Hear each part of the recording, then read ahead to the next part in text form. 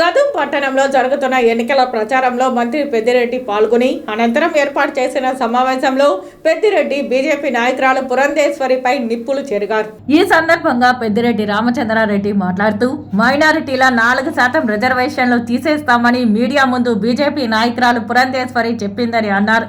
ఆనాడు వైఎస్ రాజశేఖర్ రెడ్డి మైనారిటీలకు 4% రిజర్వేషన్లు ఇచ్చారని ఆమె నోటితో అందరి ముందు చెప్పిందని, కానీ ఇప్పుడు నేను చెప్పలేదు అని మాట మారుస్తూ తన మనసులో ఉన్న మాట చెప్పేసిందని, బీజేపీ నాయకులకు ఓట్ల మీద ఉన్న ప్రేమ మనుషుల మీద లేదని ఎద్దేవా చేశారు.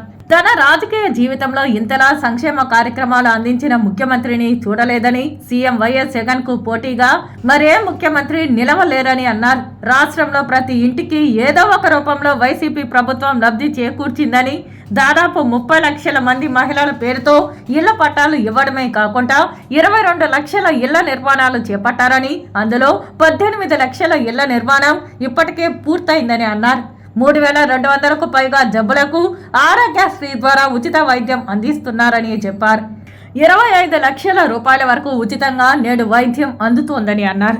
ఒక సదుం పంచాయతీలో మాత్రం 89,41,00,000 ఈ సంక్షేమ పథకాలకు 5 సంవత్సరాల్లో ఇవ్వడం జరిగింది.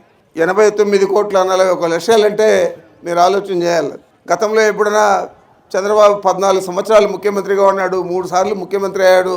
ఎప్పుడైనా 5 లక్షలు ఇచ్చిన పరిస్థితి ఉందా అని అడుగుతాడు. ఏది కూడా లేదు, కాలయాపన చేయడం తప్ప ఏమీ లేదు. ఈరోజు ఆయన మాట్లాడుతూ ఉన్నాడు, ప్రతి సమావేశంలో కూడా ఏం మాట్లాడుతూ ఉన్నాడు, జగన్మోహన్ రెడ్డి గారిని తిట్టడం, లేదా మమ్మల్ని తిట్టడం, మంత్రివర్గ సభ్యులను తిట్టడం, జైలుకు పంపిస్తామని చెప్పడం, ఇవి చెప్తూ ఉన్నాడు. నువ్వు ఏం చేసావు ఈ 14 సంవత్సరాల్లో? అవి కూడా వదిలే, 2014 నుంచి 19 దాకా ఏం చేసావు అని అడుగుతా ఉన్నాను.